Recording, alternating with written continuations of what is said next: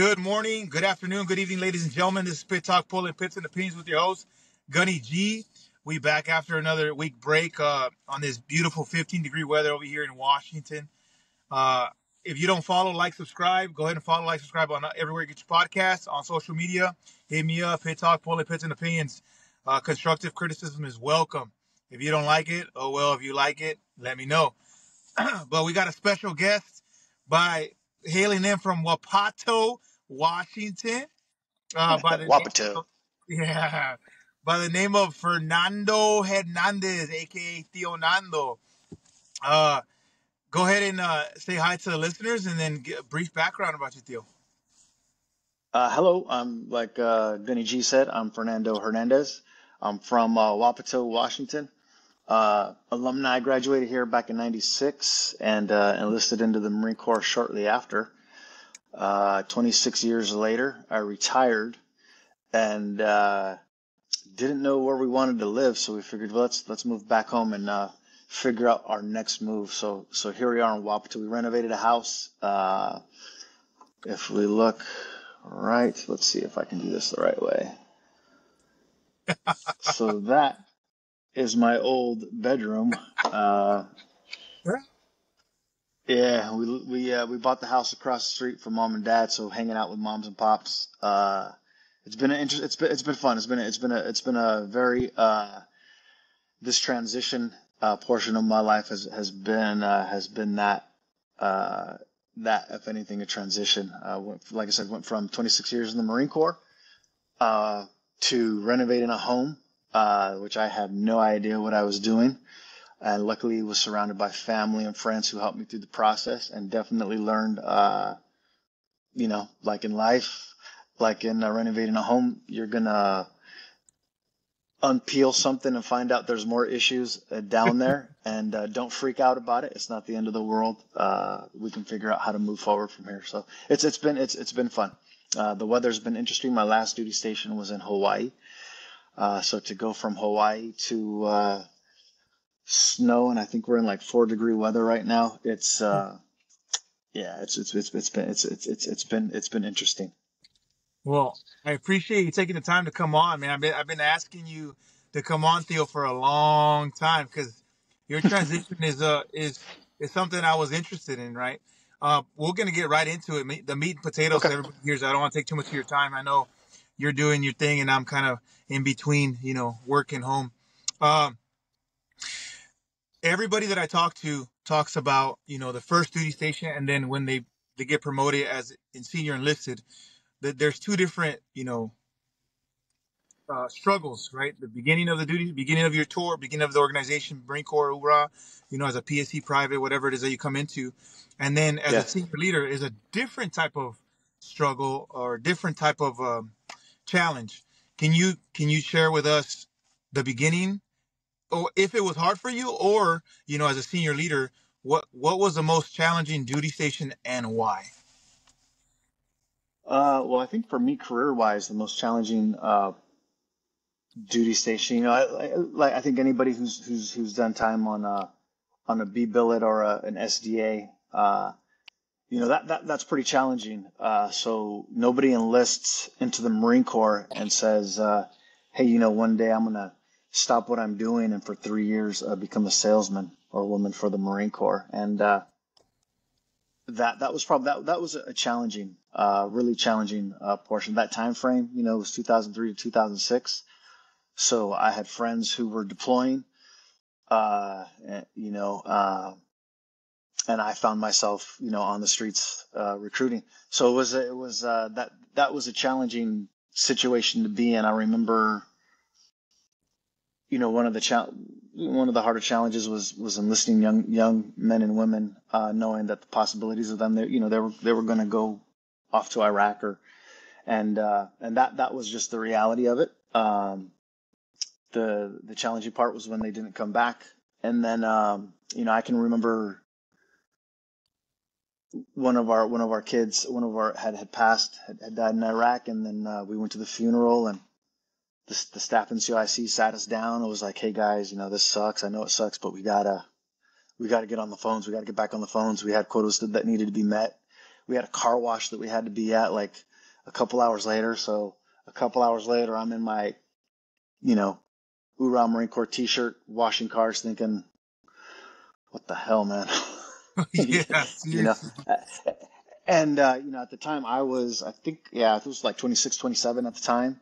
So, you know, just trying to, deal with that. And again, like anything, I think anybody who's been fortunate enough to be surrounded by good people, that's what got me through anything, any type of adversity, any type of tour or any type of time in my life where things were tough and I thought, man, this really sucks. I was so lucky to be surrounded by some great people who had been there before. I think that's one thing that made it very lucky for me was I kind of looked to my elders. So as a sergeant, there was a gunny who helped me through, and he was always there to give advice and to tell me to keep going, to quit your crying. Things could be worse type deal. Yeah. Uh, so so yeah, I think that definitely was a hard tour for me. Hell yeah. That's that's rough. As you talk about salesmen, I got to sell an organization and then they're going to combat and not potentially not coming back. Hey, but we want you. We want you. Yeah. That's a mind game in itself for the recruiter. That's crazy. That's just a crazy small story. Um, now that you've done recruiting, you transition out of there and you go back to the Mm, fleet. You know, right. that already amplifies you as an individual, as a Marine, excels your career. Now you're back in the fleet because that's only what, maybe a third and maybe an eighth of your career. What after Right. that made it other duty stations so challenging? Was it even challenging? They didn't even compare?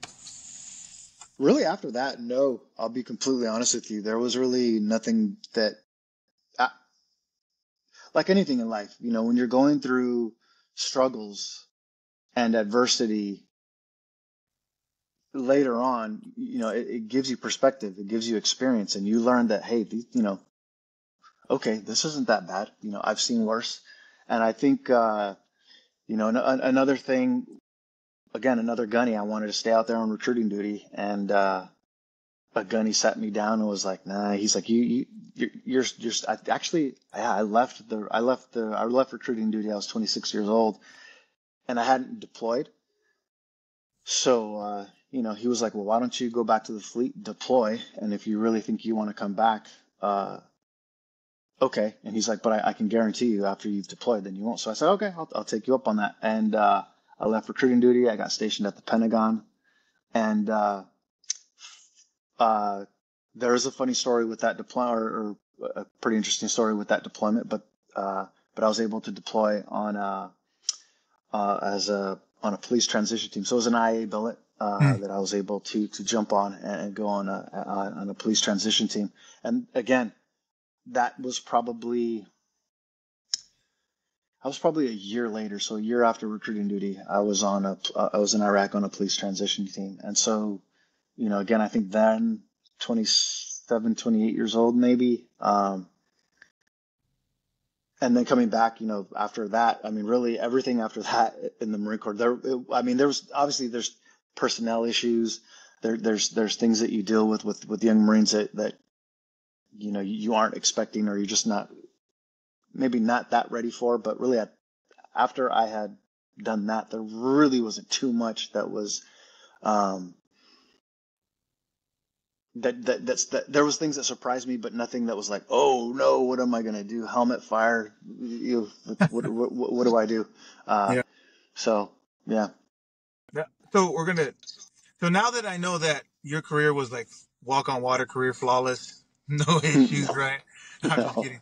no. I know that you transitioned recently, right?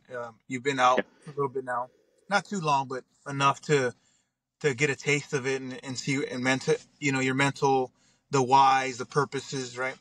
What was do you think that, being in 26 years, that obviously puts you at an advantage. We know this, but is there a disadvantage to being in the service that long where you transition into civilian world? You're like, whoa. Uh, yes and no. I think the disadvantage is that you really do think, and I think we've spoken about this one on one. In my 26 years, I prided myself on the fact that the uniform didn't define me as a person. My rank didn't define me. That just happened to be what I did, and I knew it wasn't a permanent. I knew it wasn't permanent. I knew I wasn't going to do it forever. But once I was out and retired, and when you're active duty, whether you're home or wherever you go, you get the hey, thank you for your service. Can I buy you a beer? Blah blah blah. But once you're retired, you turn into a pumpkin. No, it's funny. You say, yeah, retired. I did 26 years in the Marine Corps. They're, okay, all right, but okay, and uh, but had I said, oh yeah, I'm still serving. It's been 26 years. I know the response would be completely different, and it's okay. That's fine. But it just took. Yeah, I guess I just wasn't expecting it, and yeah, I think no matter I and I'm sure everybody's experience is different. I would assume. I don't know. I really haven't. I've spoken to other friends who have retired, and what it seems like is, and maybe that's why we're friends, but we've all kind of gone through the same thing mentally. So maybe I need to speak to some people who aren't my friends or something. I don't know, but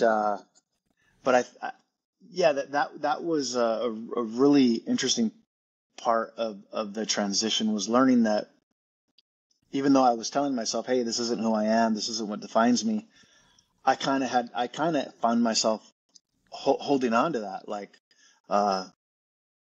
hey, that was my conversation piece, hey, if I saw somebody in the red, USMC hat, I'd be like, hey, Rod, Devil Dog, and expect to get into a big conversation with them, and they're looking at me like, hey, man, I'm just wearing a hat. I'm not trying to get into a big conversation with a stranger. I was like, oh, okay. Mhm. So, it's fine. But yeah, now transitioning. I'm going to school now, so I'm working on my master's degree. Fortunately, my time in the Marine Corps, I was able to earn a bachelor's degree while I was in, and I'm looking forward to continuing education. But my professors and my students, they could care less, which is fine. It's I don't expect to be treated any different. But it's like, all right, hey, we're all here to learn. We're all Yeah. students. He's the professor. They all come from different backgrounds, so it's inspiring to be in class with a lot of people that are half my age that know a lot more about things with school than I do. So it's been a learning experience. Yeah, for sure, absolutely. Because in any service, the higher you progress, the more responsibility, the more freedom you have, the more Mhm. respect you get with the rank, right? And it's like, Yeah. whoa, it's a master gunnery sergeant, or for people that don't encounter master gunnery sergeants on a day to day, right? As you progress in any service, you'll get you get used to it, right? But at first, Mhm. it's like, well, who's that guy? I never seen him before, right? And so they put you on this pedestal, chief one officer fives, right? Lieutenant colonels, generals, right? Because it's not a day to day that people encounter them, right? It's just kind of Yeah. gunnies and below, and then captains and below, right? So Right. my question to you is, what was I know you transitioned. What was the catalyst to like, hey, 26 years, I'm not going to 30. This is not it no more. The juice ain't worth the squeeze, or it was just like, hey, it was just my time to go. It was my time to transition. That's a good question.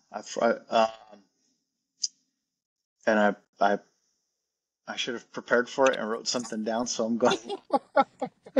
Uh, I had to But throw it. I had to throw it in there, man. I yeah. had to figure it out because we got to be honest with ourselves. What is it that, I was talking to a gentleman when we were in Hawaii, because we were in Hawaii together. Funny you talk, we were in Hawaii together. You and Cooney together. You came out to my Yeah. graduation. We just been intermingled and throughout my career and some of Yeah. yours. I talked to service members out in Hawaii and be like, look, this is it.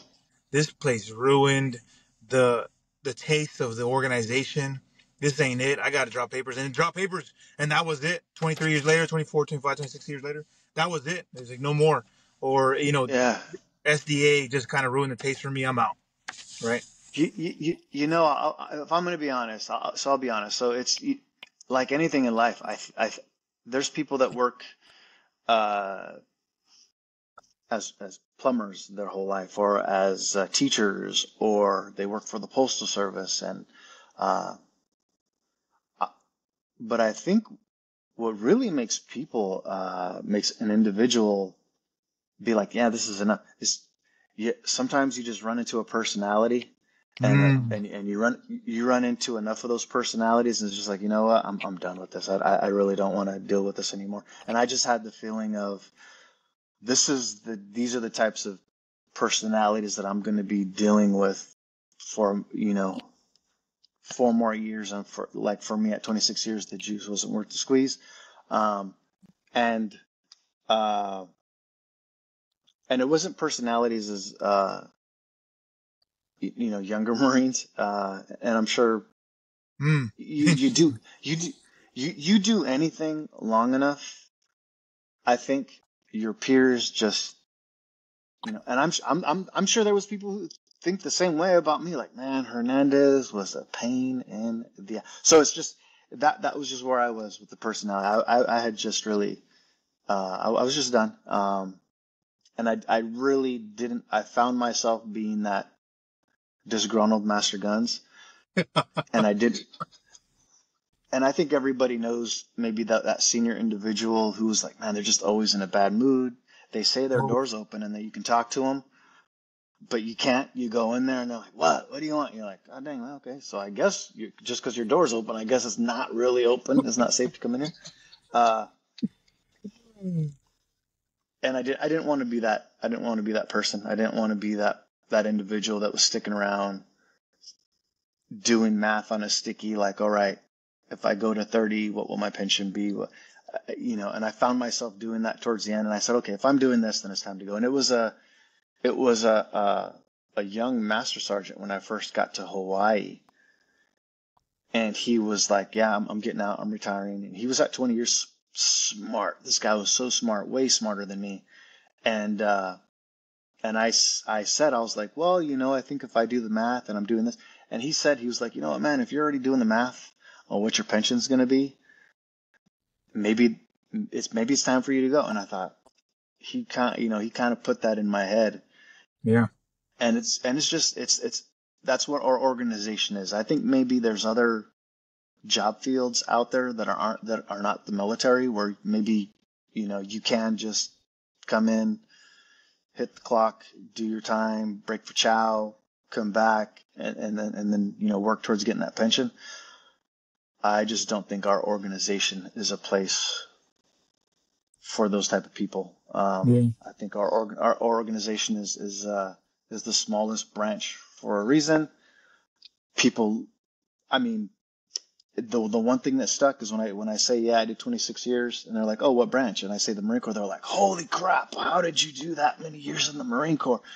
I could understand, I can understand any branch of service. No disrespect to any other branch of service, but there is something that comes along with our title, and I think those that stick around should should really stick around for a reason, and not just stick around for oh man, I got to finish because I need this pension, or I need that pension, or I got to pay this off, or I got to pay that off. And that's another thing to think about is your finances. That I always tell Marines, keep your finances straight. Yeah. Financial fitness and physical fitness, man, they go hand in hand. They both must be worked on daily. It takes a mental discipline to work on both. And when you're financially fit, you, you, you give yourself the ability to be, hey, I don't want to do this anymore. I want to do something new, and you can. And if you don't take care of yourself financially, then I mean, I'm sure you've met them. I met them who they just stuck around because, man, they came in right after high school. They kept that high school education and maybe that high school mentality. They never really grew as an individual, and you just do your time. Yeah, You know, you can get a pension at 20 years. It can be done, and I've seen those people, and they're doing it. There's people doing it in every job field. Um, so I don't know. I never wanted to be that individual. that's fair. That's fair. Hey, throughout your career in 26 years, there's a lot going on there. You're as a recruiter during the push to Iraq, and then you come back and then you deploy, and then now 26 years later, personalities are kind of, it's not the organization, it's personalities that kind of pull you out, right? How did that affect Just you? me. Just you, yeah, you, of course you. How did that affect you personally, right? You professionally, I got it, AJ squared away, leadership traits, principles. But when you come back home, how did that affect you personally? Like, hey, these personalities are really like, they're in here, right? And like, God darn. And I know what you're talking about because I experienced personalities in San Diego as a drone instructor. And I'm like, what am I doing? This is not what I signed up for, right? And I come back to Yeah. another dude, and I'm like, whoa, this is a trend now. Like peers, and it's peers. I know what you're saying. It's peer groups and senior enlisted and senior officers that just become like, you know, really internally driven, not externally driven. So how did that affect you personally? Now it's affected me in a way where, you know, I think that now what if I would have just came at that? I always try to look at things like a learning experience. Like, uh, you know, if I'm not if I'm not vibing with somebody, it doesn't always mean that, man, this person's messed up. It, you know, it goes both ways. Maybe I'm Yeah. not communicating in a way that we're both a, you know, that uh, so. But believe it or not, those personalities. Now that I'm in an area where there's no military base anywhere near here, man, it's crazy. I miss them. I because the one thing that I knew I could always do with whether, especially with an individual that maybe I didn't see eye to eye and we argued all the time. In the back of my mind, subconsciously or whatever it was, I always knew that, hey, when business needed to get done, we got it done. Yeah, yeah.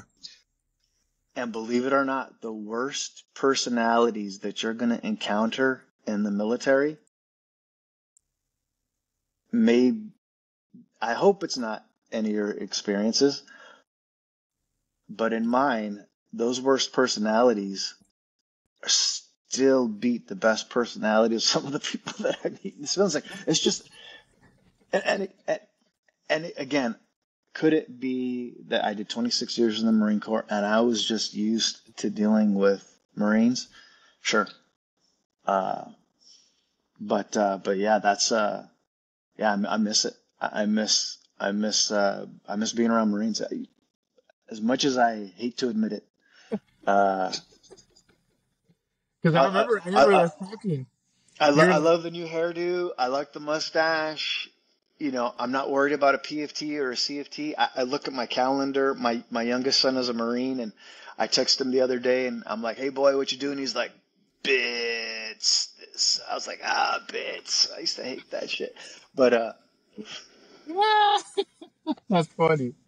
so That's you know, yeah, I've been retired a year now, and yeah, I don't miss it. I don't wake up in the morning like it's not like apocalypse now over here. You know, I'm not, you know, hanging from or you know, I'm not Major Payne. I'm not hanging upside down from a pull-up bar, taking my gun apart and putting it back together as fast as I can before my nose starts bleeding. But but but I miss being around my people, man. Like I do. There's something to be said about what we do as an organization, and like I thought, as I can think of right now, I could put a face on the individual who drove me the most craziest, and I still have yet to have come across someone out That's here crazy. that meets Mhm. that compares to that individual. So that just goes to show you, those folks out there that are listening, if you think, oh man, I can't stand, because I thought this, we talked about it. Also, the hardest part for me in my career was the first, you know, 5 or 6 years of my career, learning how things worked, learning how to communicate with others. I mean, and again, I came in '96, so along came this thing called the internet.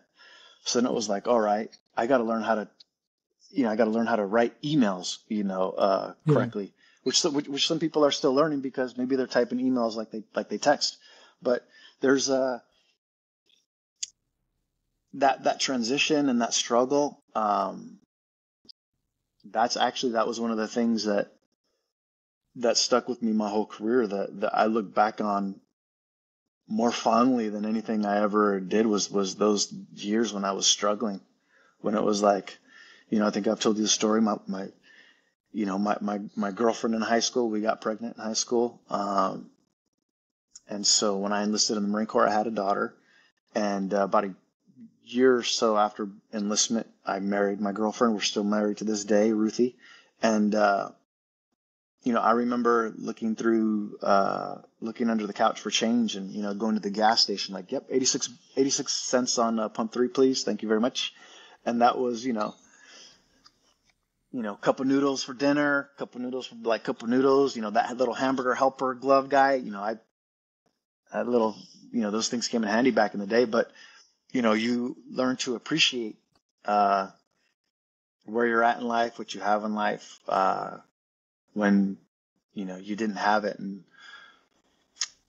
if, if I can give any piece of advice to anybody, sometimes maybe this was just something I deflected, maybe I felt it on myself, but sometimes I felt like the younger Marines felt, and maybe this is old guy perspective, but younger Marines, when I was walking around as a master of guns, there might be a lance corporal or a corporal walking around like, well, I should have the same thing that master guns does. We're both Marines. Like, hold on, man, easy, Tiger. Come on, dude. Like, why don't you go do an SDA? Why don't you go do an SDA, and or put yourself through some more uncomfortableness, and you learn to enjoy being comfortable. And I don't know. It's there's something to say about struggling, and learning how to get through the struggle, whether it be, not that I want anybody to I really don't want people to struggle financially. I don't want anyone to struggle, mentally or emotionally. That nobody deserves that. Nobody should Yeah. self do that. But but there is a resilience. We talk about, we want Marines to be resilient, we want Marines to be tough, we want Marines to be resourceful, and you learn how to do that. Yeah. Unfortunately, sometimes just through the struggle. Whether it be struggle of like, hey, I'm struggling, I'm learning something new, I got to struggle and learn it. Yeah. Yeah, it's true. I was resilience is a big topic nowadays. I'm here on a Navy installation, and resilience is a big thing. We're pushing resilience, resilience, resilience. I guess that's the key, Yes. token word this year, resilience. So, But if you could put something tangible, Theo, put something tangible for individuals, just in general, not service members, just individuals, people that are struggling right now, give them something tangible. Hey, if you're doing this, do this. If you're doing that, probably shouldn't do this. Here's my advice. One thing that last minute Uber save round. What is it that you can, here's what you need. okay, here's some good advice that I got years ago. I offer it everywhere I go. Choose your friends wisely. Mm-hmm. Uh, can we? I'm not sure what type of language we can use on this. This is your Probably. show. You can do whatever you Okay. want. Okay, it's my show. So if you got 9 dumbass friends, you are not the diamond in the rough. You are dumbass number 10. So choose your friends wisely. Yeah. Your the people that you surround yourself with is really how you kind of judge your character. So, um, and again, we all do dumb things. We're all gonna do dumb things with our friends, but you should all be pushing each other forward in life, whether it be, hey, you know, when are you enrolling in school? What are Not that anybody needs to be materialistic, but okay, what are you saving up for? What do you have to show? And again, you put money away. Like I said, there's uh, I'm big on financial fitness. Um, only I guess only because I remember what it was like in the financial struggle, and I don't want to be there again. Um, but yeah, that's my if I'm giving people one thing on my way out, choose your friends wisely. Don't Choose don't your don't be friends. dumbass. Hell Don't yeah. be dumbass number 10. That's good though, because if I think about it, you're talking about learning from your mistakes, and a lot of the time, I talk to Marines now, is as I look, hey, what do kids do when they're kids when they want something? They say something, and they're always learning that way. Why does that change when we get older? Why? Why don't you ask for help? You think you know everything about marriage? Have you been married before? No. Yeah, You think you know everything about financial fitness? Are you rich? No. Well, then ask the questions. Don't think you could take the world on yourself, right? And it goes back to your point: choose your friends wisely. If yeah, you're choosing that circle is small, you're going to be better suited for life, right? Because if I look at you, you've been married 20 plus years. I haven't been married that long.